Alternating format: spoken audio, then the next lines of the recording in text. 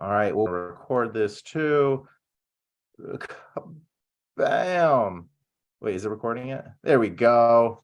All right, I think we're streaming. So what's happening, guys? Hey, I've got a good buddy of mine here, Mike Becker, copywriter, marketer, wizard with all the things AI, ChatGPT, all that cool shit. We're going to be talking about it today. And this is kind of a free-flowing convo. Like we were just talking about before, he's like, hey, I can talk about this, I can talk about this, we're probably gonna go in a few different directions. But before we actually get rolling and get into like the nitty-gritty, the meat and potatoes, let's figure out who the hell you are, Mike, for some of the folks who don't actually know you yet. Tell us a little bit about who you are and how you actually shifted into this like AI chat GPT kind of space, man. Well, yeah, dude. So my story starts like about a little bit more than a decade ago. I've been in marketing forever. I used to want to be in publishing because all I wanted to do was write. I wanted to write like short stories, fucking articles for magazines, and I was into motorcycles, so I used to write for like a motorcycle magazine, and I love fishing, so I used to write for a fishing magazine, and just used to submit all my, like, how like in junior high and in high school they teach you to write stories, and then they say, hey, like if you've got a good teacher, he usually tells you to go submit them places, right? Because Right. that rejection is really what tells you like where you need to be. Like once they accept your shit, you're like, okay, I'm onto something here, right? And that's how you get the actual validation. So I used to do that all the time, and I used to get stuff like printed all the time. And even when I was back in the Marines, I used to just write like with all my free time, and just like write about stuff I like and just send it off to magazines. But then the publishing industry died, and I had to figure out what the hell to do, because I like just got married, just got a kid, and I ended up just transitioning into copywriting and building my own agency. I didn't really like understand like how to market being a copywriter, so I just built an agency. So and my first agency, because I was so into editorial side of things, was an SEO agency. But we did a lot of selling in our blog articles, which kind of made us a little bit different. I actually went on to build that to a seven-figure agency. And Oh, this wow. was, Oh, yeah. yeah. And I ended up selling all of my contracts. I did like an asset acquisition. And I transitioned right into another agency. So like I went straight, like, and I was just tired of SEO, to be honest. And Facebook was really big. So I was like, all right, let me just try these Facebook ads. And then I just started to write only Facebook copy, Facebook ad copy, whatever. And this was a long time ago when like you could get like thousands of clicks for pennies. Yeah. Yeah. And this was just around the time that ClickFunnels was coming out. And that's why I was like, that's so awesome that you got that shirt on, because it reminds me of like 10 years ago when ClickFunnels just launched.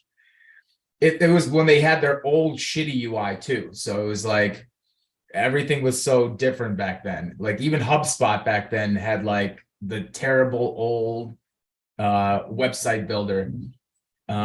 Anyways, so ad agency thing came around. I quickly built that up really, really fast. And we like moved into like building full funnels for the actual ads as well. So like we built the landing pages and we built the sales pages for some of those things. And then all I did was I quickly did an asset acquisition through there as well. By the way, how I used to do my asset acquisitions is That was going to be one of my questions, actually. What is I mean, I have an idea just from the sound, but what is asset acquisition, and how did that even happen? How do you do I that? didn't know anything about this, but I had a buddy who had an IT business, and I had a marketing company. We worked a lot together. We worked almost in like shared referred customers to each other. And he was like, I'm done doing IT services. And I'm like, I'm done writing fucking content articles. I used to sit up fucking forever, like 20 articles edited in one night or something like this. It was just terrible.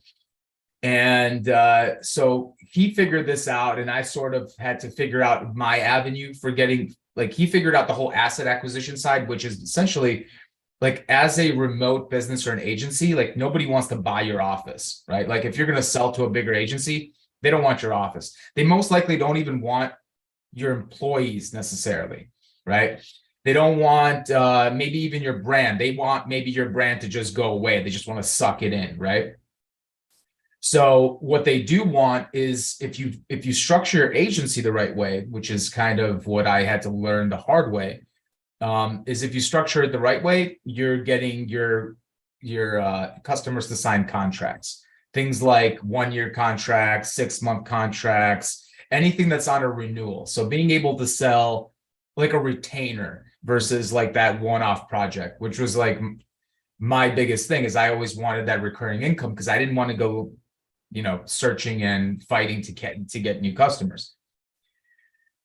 And so that's, and I went through the channels actually available at HubSpot. So I used to do all my work and I used to be a HubSpot partner. And the cool thing about being a HubSpot partner is when you're an agency and you're a HubSpot partner, they have a whole network of agencies that are bigger than you, for instance.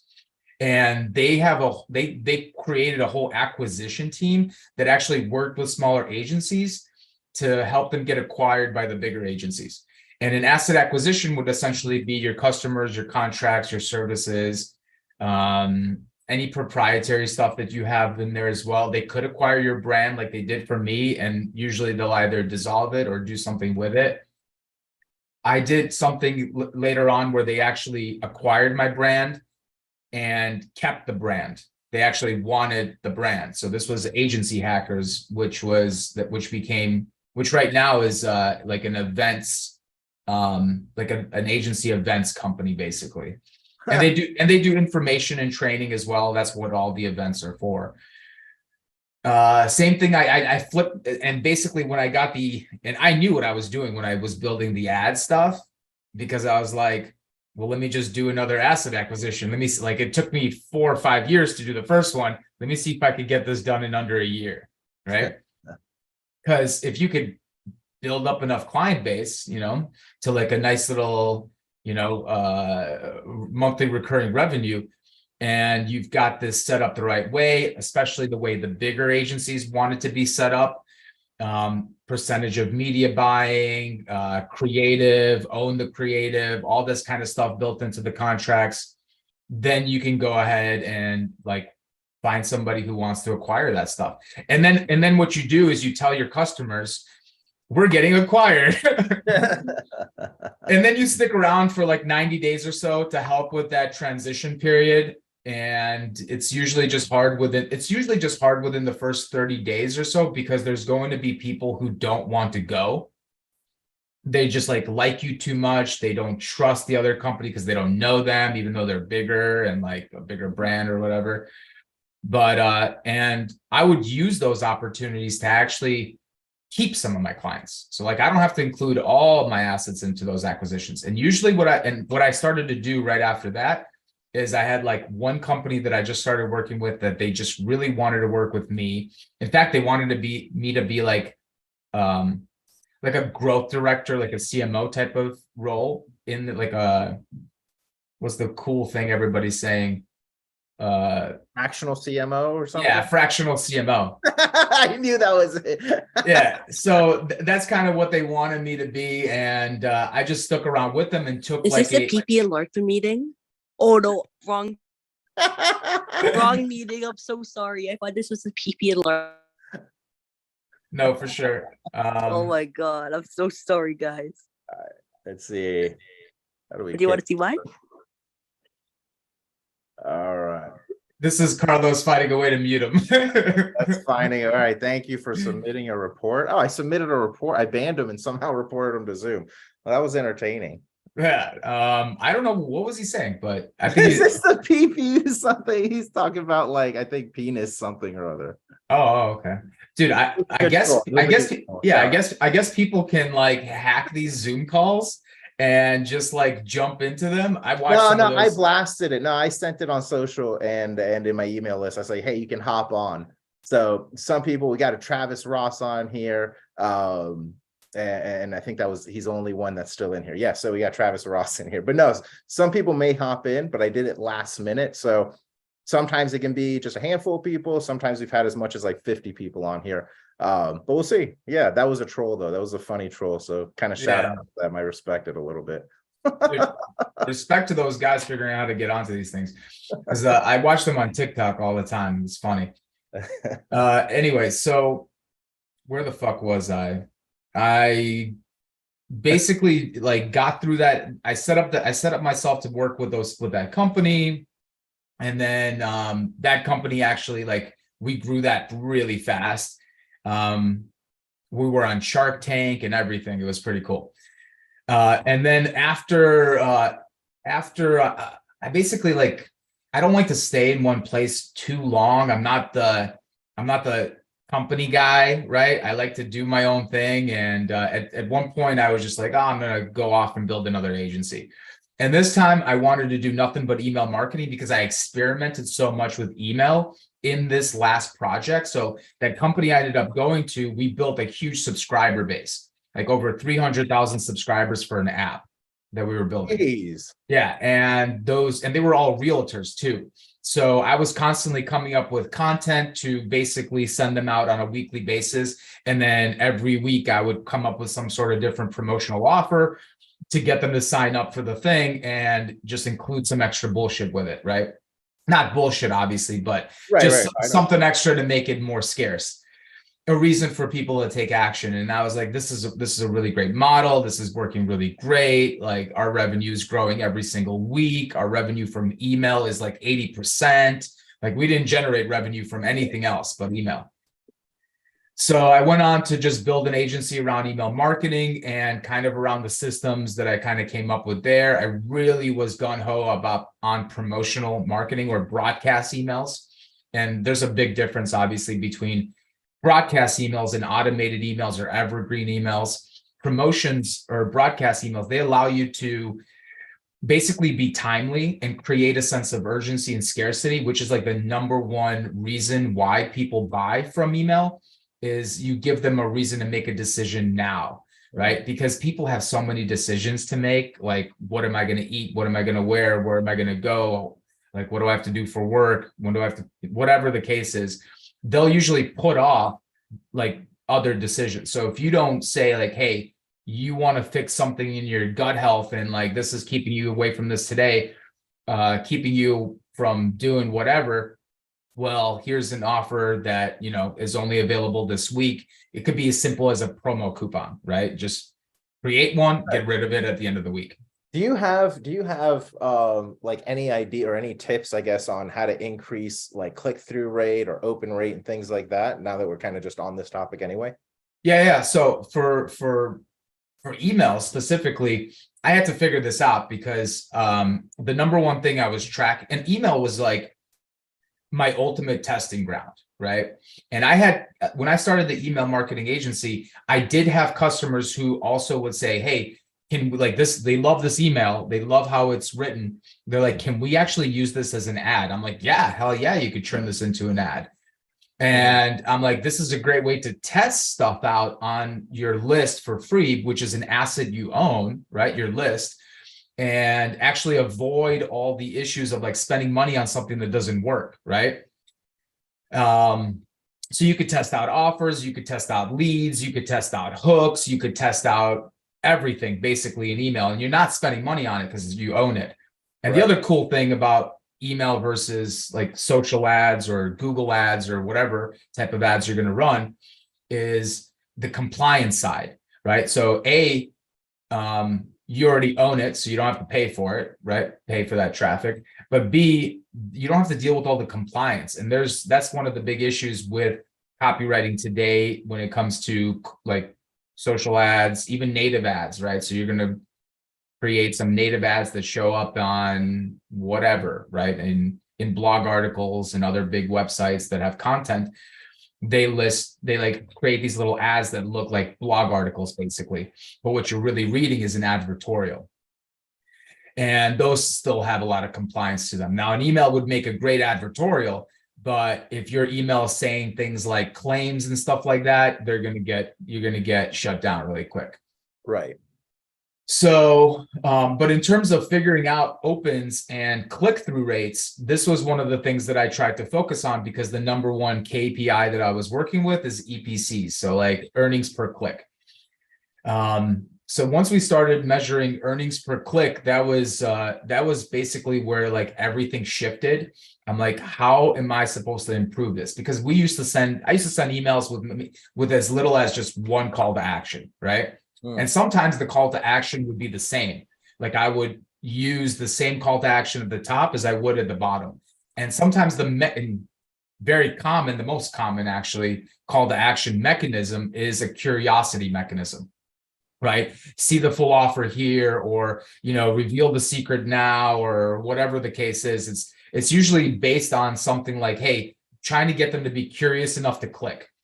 But if your readers aren't falling for the curiosity, like it's a mechanism that is not working on them, right? You already have a small percentage of the list only seeing the email. You only have a certain amount of time for them to click on something in that email. So the logic here is try different mechanisms and try more than one mechanism in one email. So the curiosity call to action usually should go somewhere towards the top because you still haven't given them enough information yet. Your leads in your email could be opening a loop or hinting at a secret or hinting at an offer, and you could just say, hey, click to see it now, or reveal the secret now, or like, I can't wait, Mike, show me what you've got, right? Whatever the case is. So it's a great way to leverage curiosity in the beginning. But if you, as the person is reading from top to bottom, if they don't click on curiosity, well, that wasn't enough for them, right? They need to know more. They're not the person that just like is, they just give in that easily. They want to hear the benefits or the advantage, or like they want to get some sort of value out of it first, right?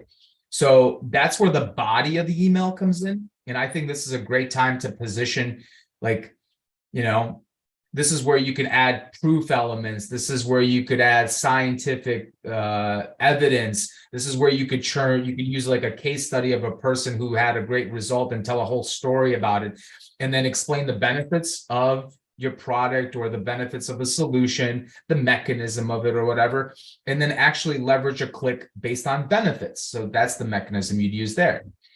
But if that's not enough for them, maybe they're looking for something else. Maybe it needs to be something more action oriented for them, meaning it needs to get them to need to make a decision now. And that's where the offer comes in, or the close part of the email.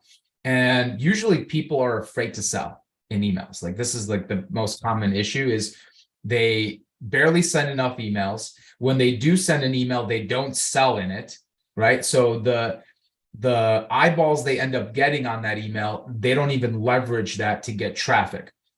And so I tell people, don't be afraid to sell so long as you can offer a return on reading attention. So if you could give some people some form of value from reading your email, don't be afraid. Like people don't read magazines. People don't not read magazines because there's ads in them. They still read them, right? They know that they buy them. They know there's ads in there, whatever. They don't care. They read it for the editorial. Well, this is the same way you want to train your list, is you want to train it to always expect some sort of value to be available in there. So those peeps that get all the way down to the body, they don't click on the benefits. They need something that tells them to do it now. And that's where the scarcity part of a promotion comes into play. If you're actually running and offering different things that go away at the end of the week, you could create a sense of urgency, a sense of scarcity. And now you could leverage a CTA with the scarcity mechanism right after the close, like, hey, grab this limited time offer now, right?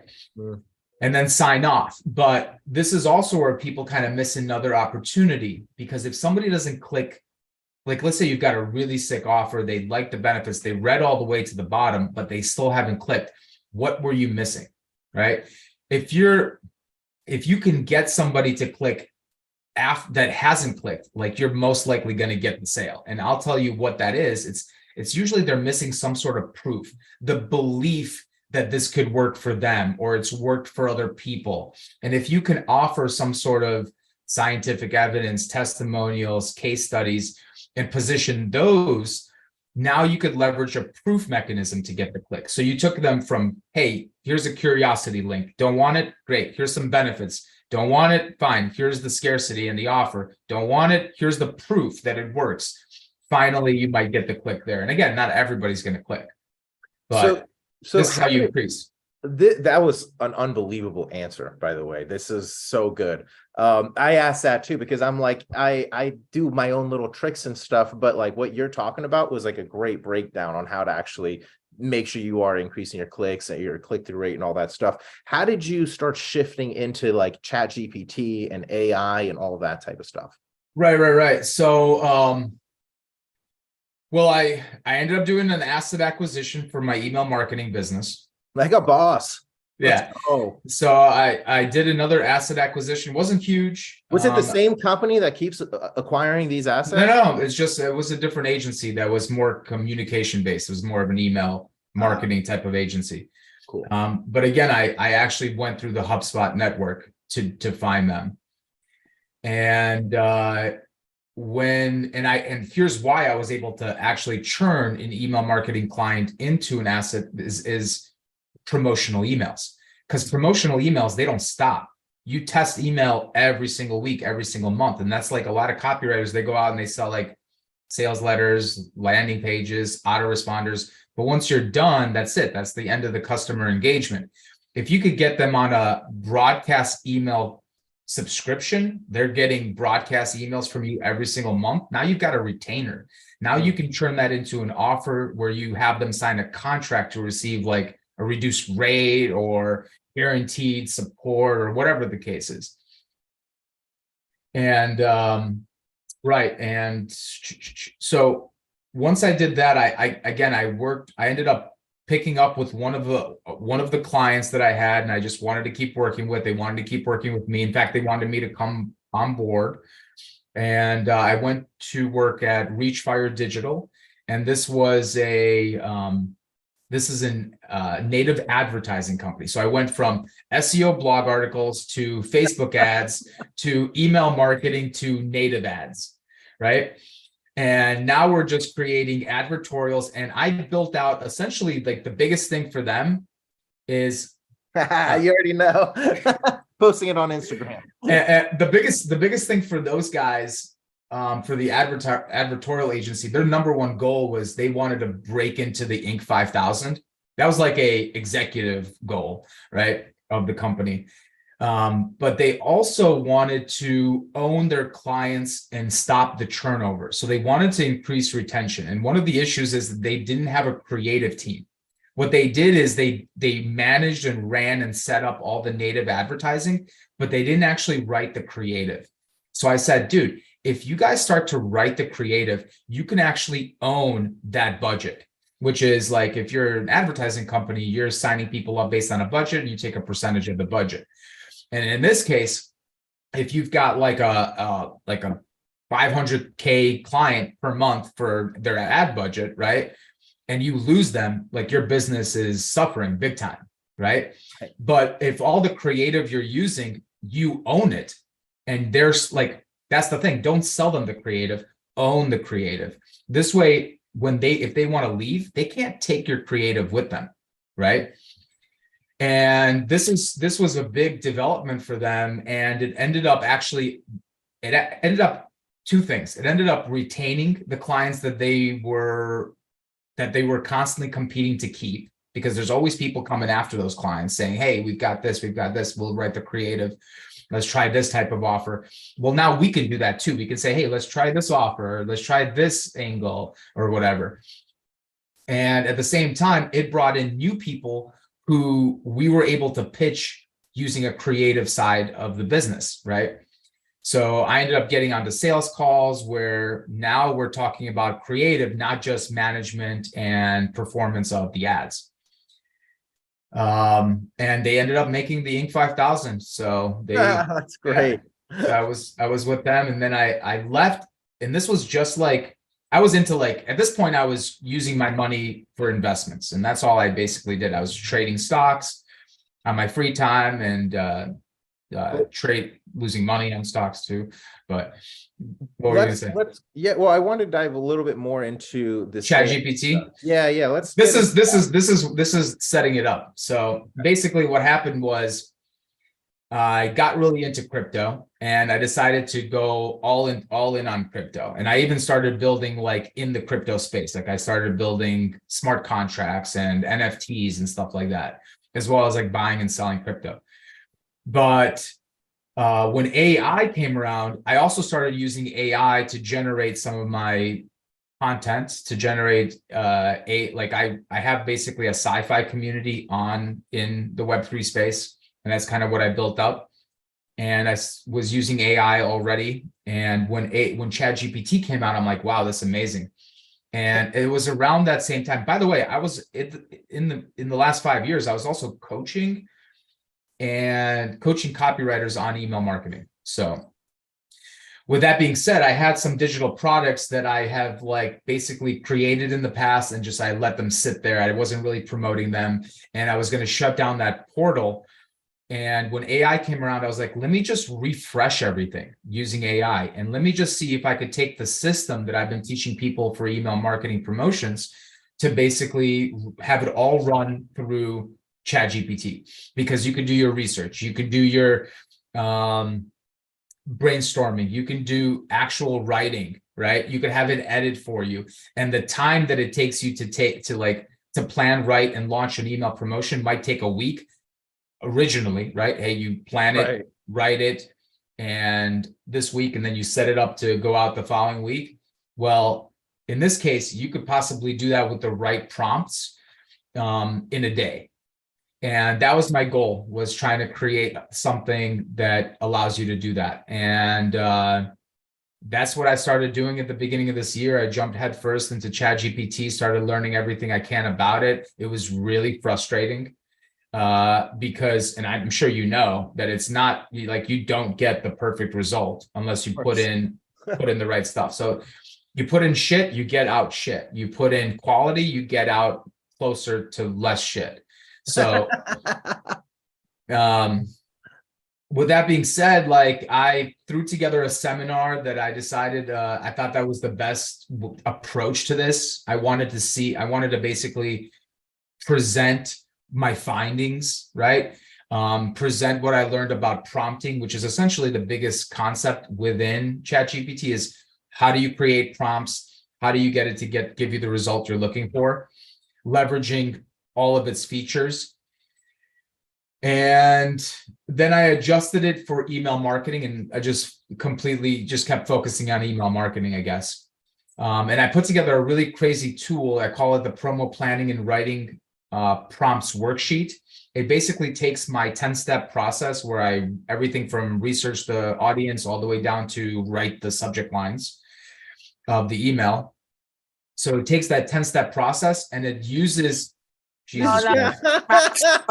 I'm not so low.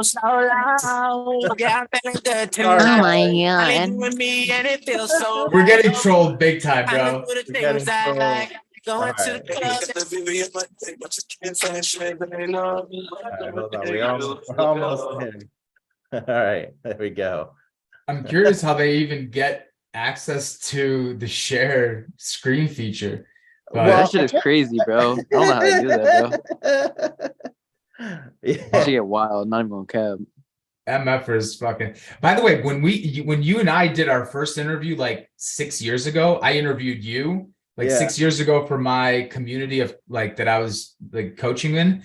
You just had got that dollar poster behind you. This one? Yeah, you had just gotten. You were talking about it in the interview. So We got it looks like someone actually is are you asking a question? Yeah, let's hear you out, my man. Yeah, what is this? So this is a Zoom call. Good question. Yeah, this is a Zoom call where I'm talking to my buddy Mike Becker here, and we're going to be getting into how he's using like AI and ChatGPT and all that cool stuff. So if you're still interested in that, just stick around. Yo, Sean, can you smack my ass, bro?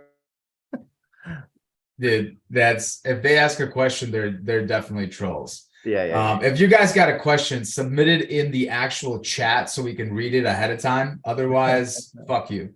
And so I love it. All right, so let's dive back in though. yeah, so I built this promo planning and writing prompts worksheet, and basically, here's my thing: is I've been in info products for a while. I've sold info products, but I'm always interested in tech. I'm interested in software. There's probably like there are like 30 million or something like that info companies right now who create courses, info products, digital products like that. But there's only like 20,000 SaaS companies. So if you think about the opportunity and where SaaS is going, like that's kind of where you want to be.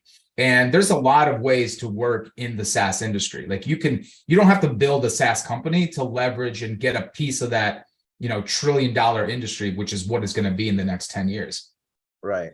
You could coach on using a specific SaaS product. You can create an agency that runs a SaaS product for a company, right? So like, let's say you're a HubSpot service provider. Somebody's paying for HubSpot, which is thousands and thousands of dollars, could be thousands of dollars per month. Well, you could help them run it. You could build info products around the SaaS products. You could also build SaaS products or white label them as well. So white labeling SaaS products, like there's a lot of AI products out there right now that you can just go off and white label. Like there's one where you could white label, and if you've got a book, you could set up a website where somebody could come and ask questions about your book or answer and they'll just answer based on whatever the content is within the book. That's a pretty cool. That's pretty impressive. Yeah, it's a pretty cool little white label. That's pretty impressive. Yeah. So for me, I'm like, if I could build a worksheet that takes somebody from step one of planning and researching their audience to researching their product to coming up with offers to then writing the lead, the body, the close, the PS, the subject lines, and I could write all the prompts for that. Well, why can't I just turn that into a SaaS product where somebody just goes in, puts in a few inputs, and then it shoots out a full promotion for them? And the problem with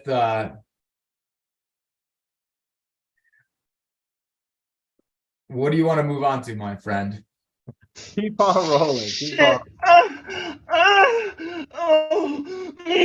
at the dam. This is wild. I've never had that. Has this happened to you before? I've never had it happen. I've had it happen once, but anyways, that's you know what happened. You know why this is happening? You probably are using the same Zoom link. I don't know, man. I don't know. But let's keep on because we have limited time. So let's keep on rolling. Right. So we've got about 30 minutes left, of course, but with the SaaS angle of everything, if I've got prompts that could do everything that I'm talking about, then I can actually put those into an application. I can have that application, like people can sign up for that application. They could pay a monthly subscription. They could pay a one-time fee if I want. And I really wanted to start adjusting to the SaaS model, the SaaS revenue model. And the beauty of a SaaS revenue model is that it is recurring income. And if it offers a lot of value, some of the best SaaS products you can buy or some of the best SaaS products you want to build are the ones that are high ticket. Right? Because if you could build a high ticket SaaS product and it's got recurring income and it's got low retention, like that's a gold mine right there. But besides just the financial benefits of being in SaaS, it's a way for you to help more people, I think, compared to like I've been in coaching for 6 years. I've coached copywriters and email marketers, and there's only a small percentage of them that go on to be very, very successful, right? And if I could just go do it for them, I would, but I can't. And in the case of software, you could have software do it for you, just like ChatGPT can help you do all these different things. So yeah, that's basically my how I ended up in focusing on ChatGPT. The seminar was my way of doing basically R&D for this application that I'm building. And my prompts planning and writing worksheet is like my MVP essentially. Can we see some of that, like how it actually works and all that type of shit? Yeah, let me if you let me share my screen. There we go.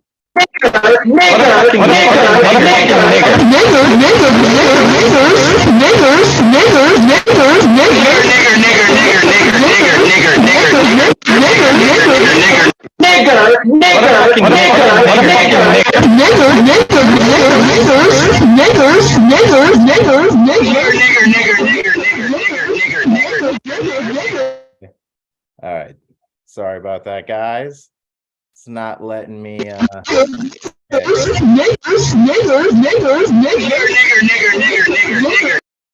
right, there we go. All right, yeah, mute it all. All right, this is wild. All right, I think we're just gonna stop accepting new people. I think it's the same person just coming in with like new. Yeah, don't let them in anymore. Fuck them. Right. Watch it on Facebook Live if you want to. Exactly. All right. So I did prepare something in case we were going to do something more educational on this call. So just so I have everything prepared, but let me show you my my worksheet. This is version 1.4. It took me months to get this to where it is. Like between February, March, and April, I basically finished this and went through a lot of iterations. And that's actually when ChatGPT 4 came out in March.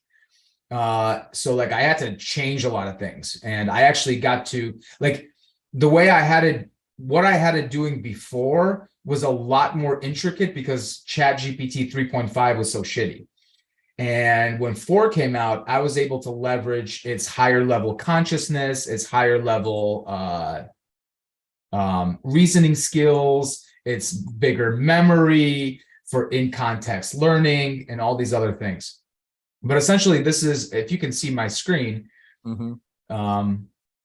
this thing's got, it's about 22 pages, or I don't know, maybe it's about 30 pages. Yeah, it's about 30 pages long, and it takes you through steps of target research, product research, a bunch of prompts for those, building irresistible offers so that you've got, because every week you want to test the new offer, but like you if you're selling a, I don't know, a widget on your store, a lamp or a course, you're always going to be selling it. But how do you create promotions and make it something that you can test for the week and give it some scarcity? So like, what bonuses should you add? What kind of sub offers? What guarantees? What coupons? Whatever else. I have it build full promo plans. So it literally will generate a promo plan that I could copy and paste right into here. Oh, wow. I have it generate full email. Full editorial plan. So every email should have an editorial plan. So I have it generate 6 editorial plans for each email. I have it write the lead, the body, the close, and the PS separate because I like the prompt just to write the lead is going to be longer than the actual lead itself. Same thing for the body. Like for instance, the body prompt, it is, here's how long it is, right? So that whole thing is the body prompt, and you generate things ahead of time that will go into here. Like you figure out your criteria all the way at the beginning. The promo plan that you generate will go right there. The editorial plan that you're going to be writing with is going to go right there. All the way from PS to subject lines. And then even adjusting the voice and style guide and different ways to adjust that, because that's something that you are going to want to adjust in every single email. So you've got a more brand consistency. So this thing took me a while to put together, and it leverages a very unique feature that ChatGPT has, which is called in-context learning. What this means is that everything that you put into the actual chat, so for instance, everything that goes into this single chat, it has the memory and the ability to recall. So you might say, hey, do research on women who want to improve their skin health. And it does some research, and then you say, hey, now tell me some emotional triggers that will get you to buy, you know, a skin cream, or collagen, or fucking a red light therapy mask, right? So you could say all these different things, and then it might say, well, like my primary emotion is fear. And then you could have it do something like get it to create some nightmarish stories around that topic. So in context learning, let me take you over here to my little cheat sheet. So in context learning is a way for it to leverage and use its current conversation or chat stream. So it's everything you want to put it all in that same chat. And it's because it remembers the information and it can generate results based on that. It enables you also to get really relevant and engaging and quality results versus like constantly opening up a new chat, opening up a new chat, opening up a new chat. There are limitations because like it won't remember anything from other chats. It does have, it won't access any real-time information. ChatGPT has actual in-context learning that was built into it based on like up to the year 2021. But there are some new features of ChatGPT 4 that allow you to browse the web using Bing, which is a nice little feature here because it can get access to a lot more like current events and current data. However, in most cases, if it's leveraging like PubMed or other research articles, it's probably got that information already built in because there's not like crazy new information always coming out. Right. Yeah, but like what you can do with in-context learning is you like, here's an example, like you could have it research an audience and here's a prompt you could use. Like you are a woman who wants to improve your skin health, discuss your dream outcome, tell me about problems and challenges before and after attaining your goal. So, and then I could follow up with that prompt and ask like, what is the primary emotion that influences your decision to buy a product like red light therapy mask? Describe 5 different internal thoughts and triggers you feel you to feel that primary emotion. By the way, like if you go, like I've bought over $1,000 worth of prompts from like ads and shit. And these are marketing prompts, email prompts, all these different things that are being sold by like prompt engineers. And I'm going to tell you right now, they're all very generic.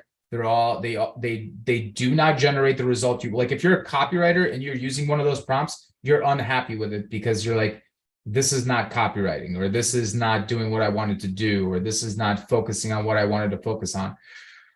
And it's the prompts that are generated by and like that actual copywriters and marketers with experience that are coming up with that are going to be the best, the most useful. So like if you're a writer, if you're a marketer or a copywriter right now, you're more likely to create something more useful yourself than you are if you're just going to buy something generic. So like here's like you could ask it follow-up questions. You could say brainstorm 5 nightmarish stories. You could then say, based on your previous response, describe the problems and challenges that a red light therapy mask would solve. So like here you tell it to give you the problems and challenges on the way to the dream outcome. Here you tell me the problems and challenges that are solved by the product. Kind of like the benefits of the features of the product. Another way to phrase it. Brainstorm offers. Use previously generated results to brainstorm 3 offer ideas for a red light therapy mask for a woman who wants to improve her skin health. Rewrite the problems and challenges as solutions in the offer. For example, use like the framework awesome, unique framework or product name. This is the how to yay without boo, even if your greatest obstacle. And again, like the more you are an experienced copywriter or email marketer, the more examples and context that you can add to the prompt that will make it actually advanced and will actually get it to do something the right way. You can have it follow up and do things like create a sense of scarcity and urgency to increase the appeal of the previously generated offers. Example, limited supply, seats, slots, bonuses, never available again. You could follow up and say, brainstorm 5 possible bonuses and write a compelling guarantee for a specific offer number that it brainstormed. This is the benefit of in-context learning again. And then you could have it even write an email. So based on your previous results, craft an engaging and promotional email for a woman who wants to improve her skin health based on the nightmarish story hook from the previous result, right? And you could even you could have it write it based on the offer and things like that. And this is the same logic that I use to build my promo prompts and planning worksheet. I take it through target audience research. I have it like actually come up with the awareness levels and actually talk to you as though it's the customer and like how it would sound in those different awareness levels. I have it come up with problems and challenges. And then I later have it come up, I have it solved in the product research section. I have it solve those problems and challenges using the product. I have it come up with the beliefs, right, that the audience needs to have in order to purchase the product, questions they might have to have answered before they purchase, objections that they might come up with. I base my irresistible offer creator based on like a value equation. So, the value being of the offer is dream outcome times perceived likelihood of achievement divided by time delay or effort or scarcity. Wow, that's pretty detailed right there. I mean, all of these are pretty detailed. Yeah. And like I have it enhance the offer with like another prompt. So enhance it with sub offers, create scarcity, write compelling guarantee, add bonuses. Finally, when you choose the offer you want, because it's going to give you a bunch of ideas, you can say, hey, like you can right here, use offer 1. And then basically we'll create the offer, the full name, the type of offer. It'll tell you the description of the offer, what's included, the bonuses, the value, the price, guarantee, scarcity, reason, urgency, and call to action. And then you can generate a promo plan. Your promo plan will generate all these things here. And like the way I have it do it too, like for instance, in the format section, I say present the results in a markdown table so that it's easy to copy and paste right into here. Smart. Now that you've got a promo plan, like you could literally save this promo plan and you can write the promotion for it, write down the results onto that document. And then later on, months down the road, you're like thinking about what to do. You're like, let me go look at my best performing promotions. And you just pull up all these different promotional docs. That's sick. That's sick. I have it develop 6 editorial plans for a series of emails designed to engage with the target audience at different awareness levels. So start with addressing the unaware audience in email 1 and progress to the most aware audience in email 5. Use email 6 as a cart closing email. Each editorial plan should include awareness level, topic, hook, aurora, blah, blah, blah. And then I even give it information like, hey, for unaware, it's for email 1. For most aware, it's for email 5 and 6. So that's the awareness level I want you to use for each email. I have it define I define what topic is to it. I define what a hook is, like refine the email hook by making the topic more specific. So like if the topic is how to start dating, the hook might be how to pick up women in a coffee shop, or like top pickup lines for women in a coffee shop or something like that. Aurora is that thing that I mentioned earlier, a return on reading attention. This is how you build the body. So you can have something entertaining, emotionally compelling, intellectually appealing, useful, unique, right? And I tell it which email to include the thing in, right? So like make the first email, which is going to an unaware audience, very entertaining. Mm-hmm. Make the emotionally compelling one go out to email number 2, which is going to be the problem aware person, right? And so forth and so forth. I make sure that it includes proof elements like personal stories, whatever. I'd love to give you an example of what this generates actually. So I could even shoot some things into ChatGPT really quick. Yeah. And show you how it generates this shit. Hell yeah. That sounds great. So super detailed, man. Jeez. Yeah. If you, that's just the editorial plan one. And then like for instance, with the lead, I give it context, like, you're an email copywriter. You're an email copywriter, AI skilled at crafting entertaining and persuasive emotional leads. I literally say the email lead is the most crucial part of the email because it engages the target audience and encourages them to read the rest of the email. I say things like craft an engaging email lead using the hook, lead type. So the editorial plan will generate what lead type it should use, a story lead, proclamation lead, a promise lead, whatever. And then this will write that based on the editorial plan. I also have it do things like limit the email lead to 6 sentences or less, incorporating one of the 6 magic ingredients in each sentence. So each sentence is written with a copywriting element to it, either identification, intrigue, interrupt, imagination, inception, identified bogey. These are like the way I write leads is kind of based on that book, Great Leads by I think it's Mark Ford. So I built those type of copywriting rules into here. For like the body prompt, which this is the body prompt, I have it do things like employ open loops, partial payoffs, redirects, payoffs to, I have it do gimmicks, which is enhance the aurora. So like if you're talking about something, like you're giving them value on something that they've heard like 1,000 times, well, if you're asking for a gimmick, it might turn that concept into like a cool secret. Let me pull up here. So this is my email GPT seminar. This is everything you get with it. You get this promo planning prompts worksheet. You get these videos. It's like it's an 8-hour seminar. So it's in 2 parts. It's 8 hours long. And this is the sample one. Let me use the sample really quick. This will allow me just to quickly. So in this sample, I do this for a light therapy store. Red light therapy mask is the product. The target audience is women interested in improving skin health. And I even do some research ahead of time. And then I include that research. I include this research that I did. I went to Reddit. I found some really great posts, and then I put that research right into here. But I don't even need to have that research to get a result. So like, for instance, here, I wanted to brainstorm. I have to build the context. So that's what I'm going to do first, is I'm going to build that context. I'm going to say for the research part is NA. But you could do specific research.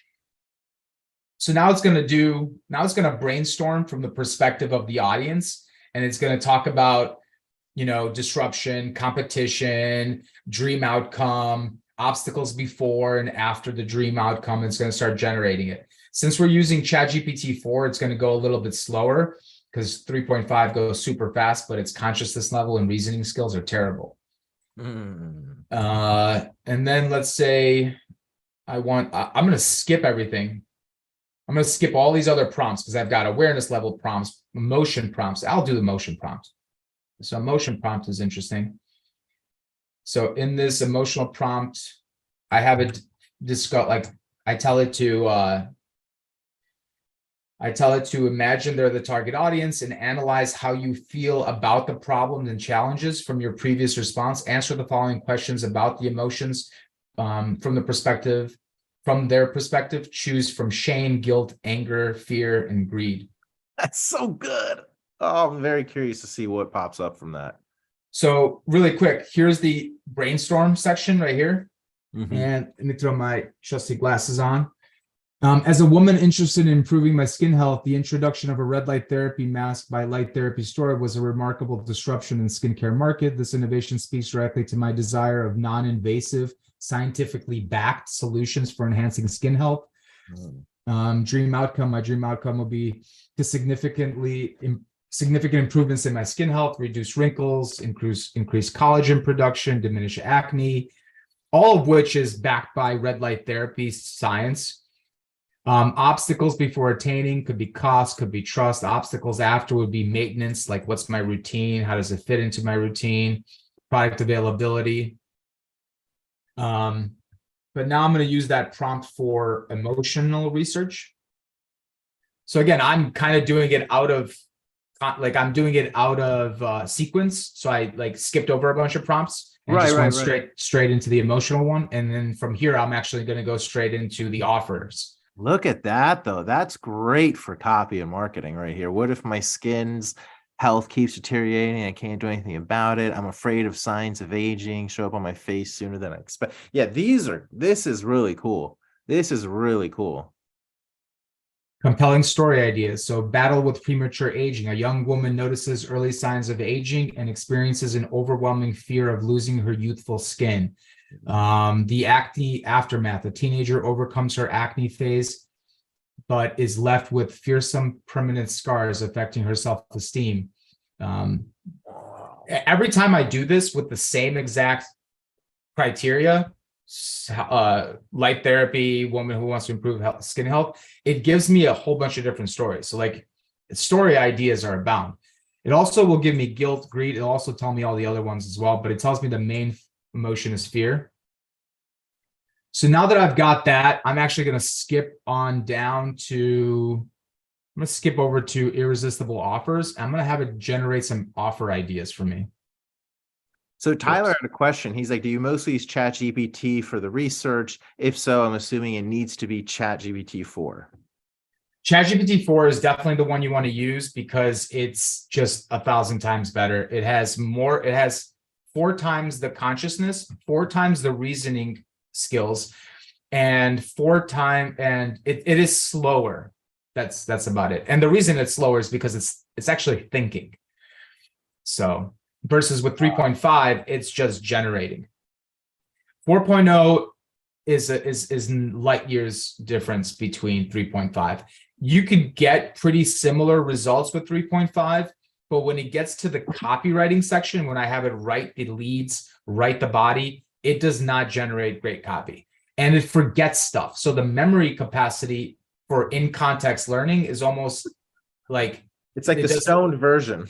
Yeah, it doesn't exist with like you might, like if you did this with 3.5, it might start writing about something completely different or like a whole different topic unless you keep reiterating what you're talking about in your prompts. But here you go, you're getting offer ideas. Offer number 1, youthful glow guaranteed. Rediscover your youthful glow with the light therapy store's red light therapy mask. Experience significant improved skin health without harsh chemicals, even if you've had bad experiences with skincare products in the past.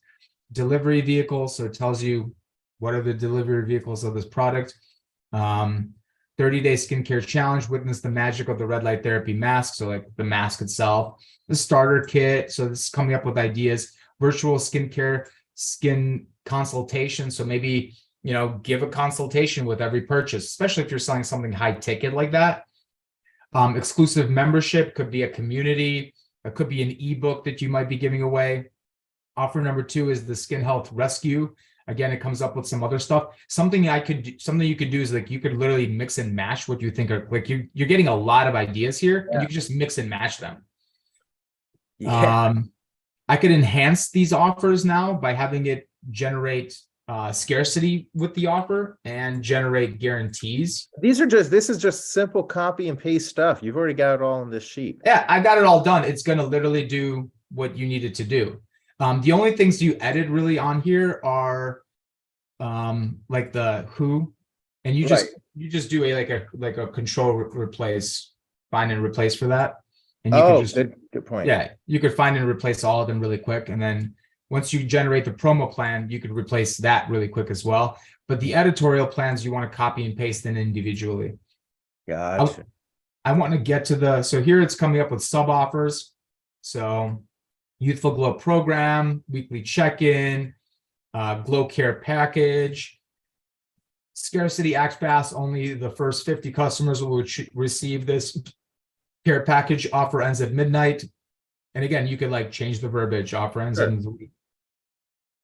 And then a guarantee, introducing the Glow or Go guarantee. So it's actually giving the guarantee a compelling name, which I think just keeps making the offer look cooler, sound better, be more specific to the solution. Let's switch over and do a quick promo plan. So now that we've got, actually, I have to generate the full offer.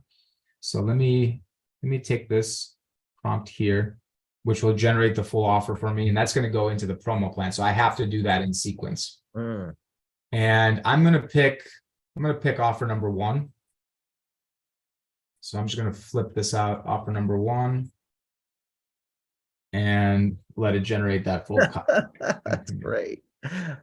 So here it'll tell me the offer name, type of offer description, what's in it, the bonuses, the value. Again, you could flip out the value if you know the value of it, the price you could flip out as well. Guarantee if it's 30 days or 60 days, you could change that out if you need to. You could delete some bonuses if you need to, doesn't matter. So now it's generating that full offer for me. Now what I'm going to do is I'm going to go grab my promo plan prompt, and I'm going to have it build the full promo plan.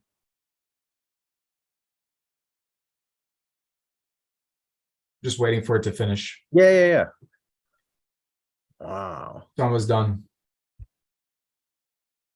It's going to give me a call to action. Don't wait and don't settle for less. When it comes to your skin, click buy now to secure your youthful glow guaranteed package and start your journey towards healthier, more radiant skin.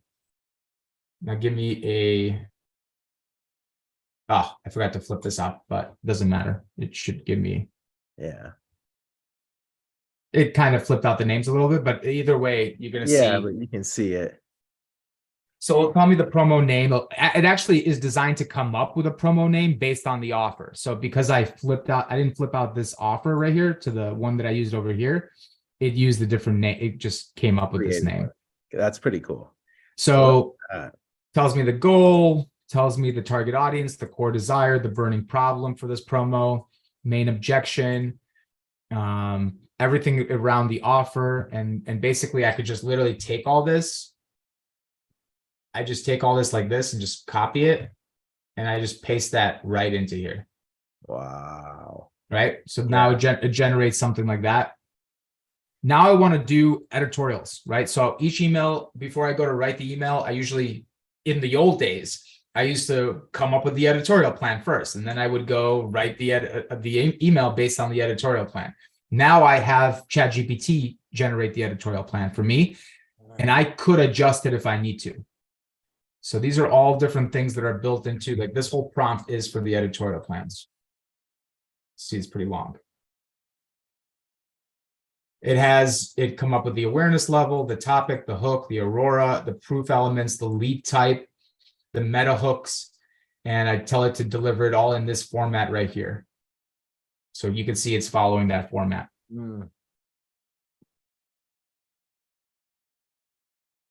Oh, that's cool. Yeah.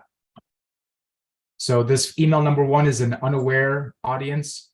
Topic is secrets of maintaining youthful skin. Uncover the unseen factors affecting your skin's health and beauty. This is supposed to be designed to make them problem aware. So you could tell that it's doing that. The aurora is something entertaining. The proof element is designed to be a personal story.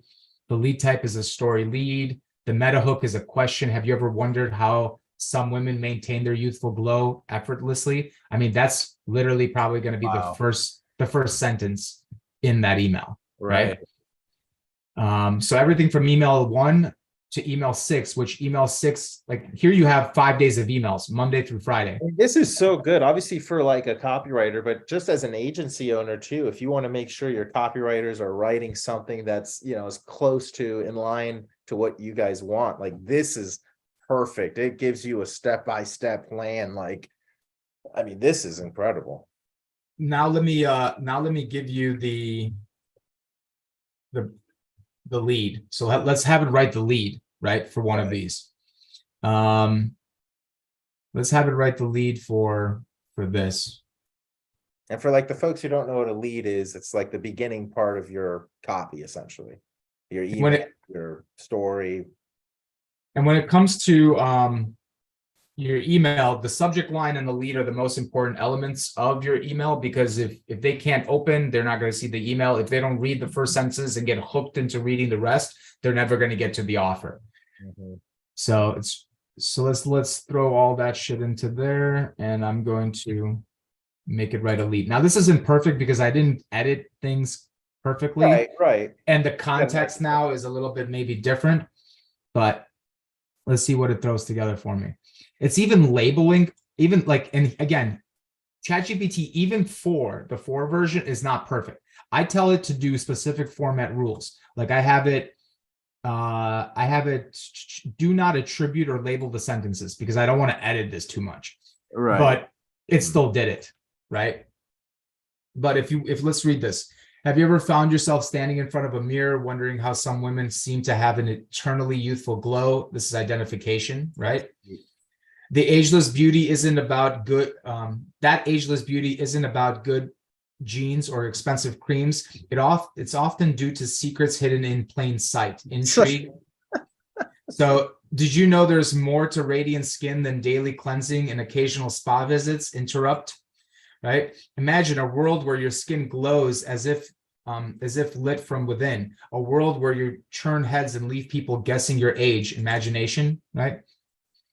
It's time to challenge the narrative that achieving this level of beauty requires invasive treatments or surgeries. Inception, right? What if there was a way for me to get this type of stuff without the invasive stuff? Together, we're going to uncover the unseen factors affecting your skin's health and beauty and reveal the path to that inevitable glow. Identify the bogey. There's a bogey identified in here, which is basically those invasive treatments and surgeries, right? And often, and I've had it write leads where it makes the bogey like the skincare industry, or or whatever. So this is the lead. And now let's say I wanted to write the body. The body is going to be designed to give me more of a return on reading attention. Just throw this in here. I'm going to do this for that same editorial plan. So I'll take this editorial plan from earlier.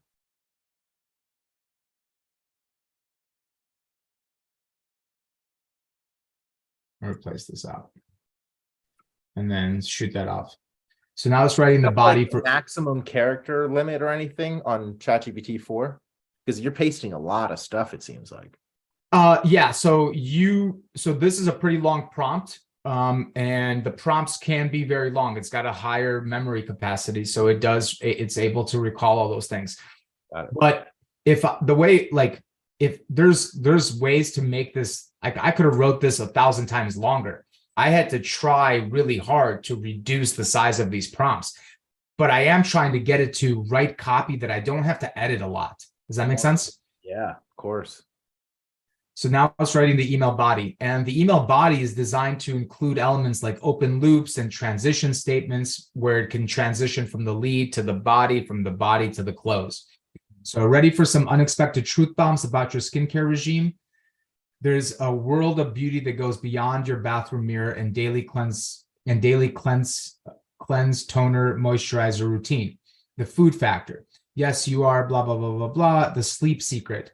The water rule. So it actually turns some of these things into gimmicks, because it could have just said, get more sleep. Could have said, eat better food. It could have said, drink more water. But it gave it a little bit of a gimmick to make it more interesting, more compelling.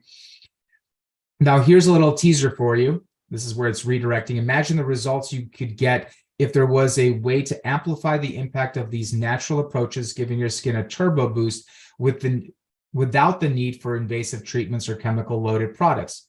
Intrigued?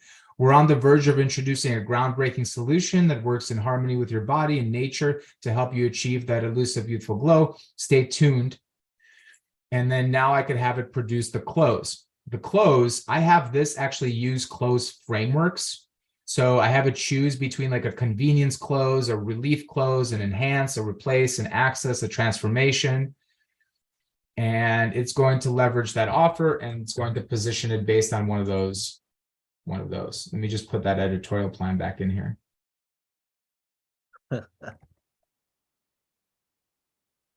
And whenever you're not satisfied with something that it's giving you, you could always say like, fix editorial number 2 to include this, this, and this, and then you can go use it again later. So now I'm having it write the close. So if I just literally copy the lead, the body, the close, and I put it on a doc, like I'm going to have like a 500+ word email. Right. That's insane. So where can people start getting, like, where can they get this or get access to this and all that type of stuff, man? Right. So I've got, I'm taking my business that's an LLC, and then I'm actually starting a software company I'm building a software product out of it, and I'm moving to that SaaS model. I'm still going to be doing seminars every quarter because ChatGPT is constantly updating and upgrading, and I want to be able to present what's new, what's great, and how to use it. So the seminar thing will keep going, but this first seminar, I call this the Art and Science of Email GPT seminar. I'm getting rid of this offer because A, it's really, really good. And B, I'm throwing something in here for R&D purposes, which is a which is an hour-long coaching session with me where I help personalize ChatGPT for you. We might get on the call and like literally I could help you use the document, use the promo planning tools. Just like I could help you literally use it to create your first promotion. Or we can create custom prompts that you might need that are more specific to you. Like if you want to just write more story leads, well, we could adjust and create some more story-like prompts. I did that for like Pauline Longdon. I had a email marketer who came to me who is also a customer of this, and she also does SEO. And we wrote some custom, like she said, what you've got for me is perfect in terms of the email stuff, but can you help me come up with some prompts that could generate almost as good of results as you're doing here for SEO? And I helped her do that. You can see that people love this stuff and they're using my prompts from just the research, product, and offer side for landing pages, video scripts, and other old pages. Like they're just able to use that in context and then have it do other things. Some people are using the lead prompt to get it to write. They're like somebody expanded on my lead prompt and they built it so that they could do video sales letter leads with it for like 1 minute, 2 minute VSLs. So this whole thing, basically what's included in here is 4-hour training on how to master prompting, which is what you're going to have to go through regardless. Like you have to get good at prompting. Like there's 3 phases. I like to think of them as the exploration phase, the experimentation phase, and the adoption phase.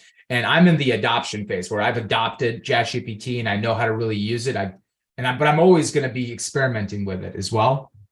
But in the exploration phase, you're really frustrated because you're not getting the results you want.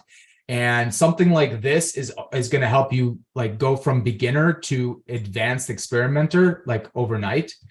And then this is actually like, I walk you through my prompts worksheet on like steroids. This is a 4-hour mastering ChatGPT for email, like basically seminar.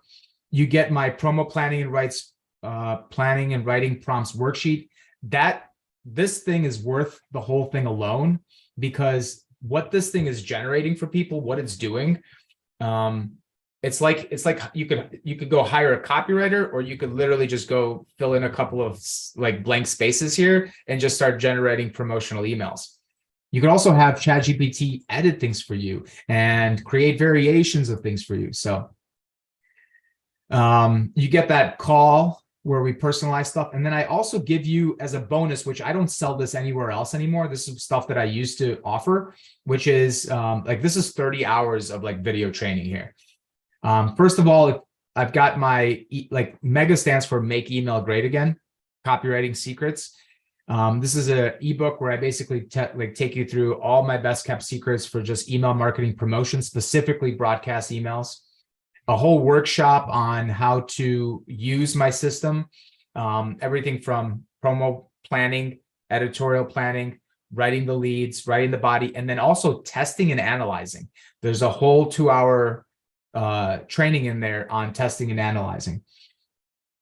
A swipe file with 10 finished promotions in 3 different niches. So financial niche, health and wellness, e-com niche, and BizOp, so like the digital products and stuff like that for coaches. I also interviewed like some of the top email marketers and copywriters in the space, like David Deutsch and Dan Ferrari and Brian Casangina and stuff like that, Matt Basic. And these are all like 30 to an hour long interviews. And I churned those interviews into promo plans. And I basically give you could get these interviews, you could watch them like a podcast. You can use these promo plans. This is like 13 weeks of promos that you could run. So like if you don't have an idea of what promo to run next week, just pick one of these. And then I give you in-depth breakdowns of all those promo plans and how to implement them. I give you my mini course on fundamentals of email marketing. This is a 60-minute course, which if you watch that, like it will take you to the next level of email marketing. And then you can really start to learn why all this stuff makes sense. If you're an actual agency or copywriter and you're trying to land email marketing clients or even ad clients or whatever, copywriting clients, this is a master class on how to do that using this whole system. And then I'm building a community on School around my SaaS product because it's really important to be able to find out what features people want, find out what's not working. And I'm just still putting that together because School is a new platform for me. It requires some APIs and stuff like that. And it's just new, like I still have to do that. This whole thing is $299, but if you guys are watching this video and this is still up and I'm taking this down today, if you want, you can use Carlos as your code at the bottom. Let's go. You can use Carlos and you get 50% off. Is it case sensitive or does it matter? I don't know if it's case sensitive, but I wrote it as all lowercase. So Carlos lowercase, 50% off. Last chance to get it is today. Otherwise, you'd probably be looking out for my Q2. So this was my Q1 seminar. I'm going to be doing a Q2 seminar. I'm also going to be releasing an update for this entire promo prompts worksheet because there's additional stuff that I'm adding to this to allow you to generate one-off emails as well. Hell yeah. Well, dude, Mike, thank you so much for coming on. This was incredibly valuable. I can't believe it's that easy to just cut and paste and come up with that like high level content and shit. So guys, if you're even slightly interested in this, make sure you check it out. What's the way? Oh, you just posted it. Perfect. So yeah, he just posted it in the chat. Let me go ahead and post it. He posted in the Zoom chat and make sure it's posted across the board, guys. Check the comments. I just dropped the link. Whether you're watching on Facebook, YouTube, LinkedIn, etc., you should see in the comment section a link to check this out. So thank you so much, man. I really appreciate you coming on. You're welcome, dude. And this was a pleasure. Again, I love talking about ChatGPT and what it's doing. I also love talking, like every single one of my coaching calls that I've been on lasted for longer than 1 hour because we get really in depth into it and I get a lot of benefit out of it. But because I'm getting rid of this offer because I've had enough of those coaching calls because like, dude, that I've been doing them like one a day almost. And they take up a lot of time, but I do learn a lot about them because we are building a SaaS product. You gotta do the research. If you're going to build the right product, you got to build something people want and what we're going to use. That's it. All right, guys, make sure you check them out. Thanks so much for coming on and visiting, and we'll see you in the next one.